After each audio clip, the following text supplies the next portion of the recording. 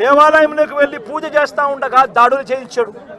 ఇదే చంద్రబాబు నాయుడు గారు ముఖ్యమంత్రిగా ఉన్నప్పుడు 2017లో ప్రతాప్ రెడ్డి అన్నను ప్రభాకర్ రెడ్డిని అతని బావమర్దిని చంద్రబాబు నాయుడు గారి దగ్గర నుండి చంపించారు.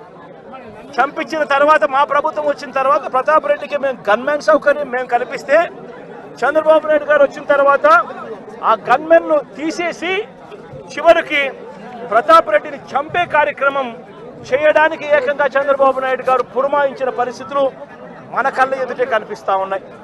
మరోవైపున గత ఏడాది ఆగస్టు 3వ తారీఖున నంద్యాల జిల్లా మహానందిలో శ్రీశైలం నియోజకవర్గంలో సీతారాంపురంలో పసుపులేటి పెద్ద సుబ్బరాయుడు అతి దారుణంగా చంపిన ఘటన కూడా చూసాం.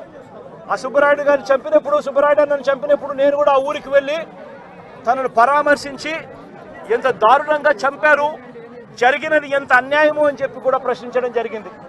ఆ ఊరు నుంచి